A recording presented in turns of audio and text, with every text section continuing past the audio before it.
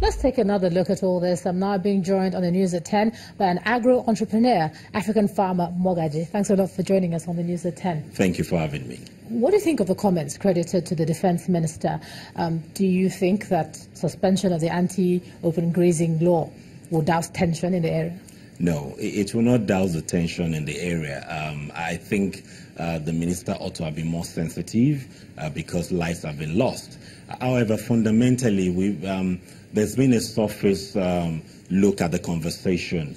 One, why are the herdsmen carrying arms? Now, they're carrying arms because they are trying to protect themselves, mostly from cattle rustlers who kill them and take their livelihoods and move on.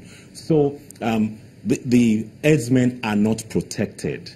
So until we begin to look at protecting them and also protecting the people, then we will not have a balanced conversation.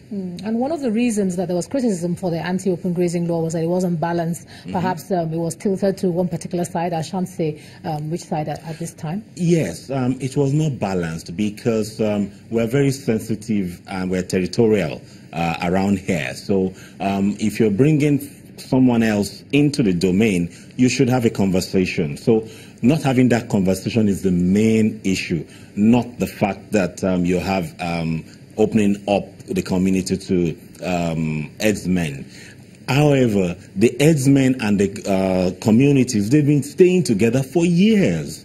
And the crisis has also lasted for years. The crisis has been there for over 20 years and has been increasing over the last 10, 12 years because in the field, we actually see people being killed, being named, hands cut off, legs cut off. However, it's not the Nigerian herdsmen, so to speak, because I don't like to always say the Fulani herdsmen, because they are mostly foreigners in the country. The borders are really porous, and we don't have enough security operatives to take care of it. So there are a lot of issues around it that we cannot just say open up grazing or close the grazing. Okay, let me just ask you briefly, as a farmer, how concerned are you about the impact this crisis has had, at least, let's say in the last 6 months, on food supplies, shortages? There's also, the threat of, will there be starvation, hunger? How worried are you about this? I'm seriously concerned because earlier this year we decided to move into the northeastern part of the country to establish some projects and look at the situation there vis-a-vis farming operations, particularly Gombe.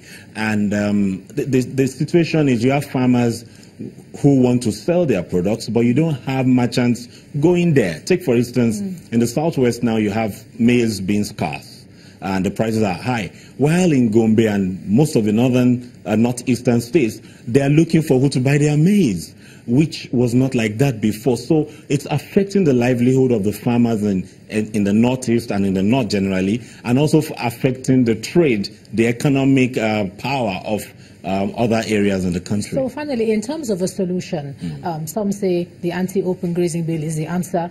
Others say it is not the answer. Where do you stand on open grazing versus ranching as a solution? I think either is not really a major solution.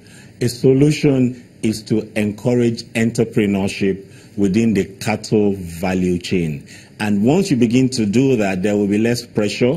The other areas in the country are better positioned to grow grass for cattle than the northern part. So bottom line is that we need to bridge the two together, bring the communities together.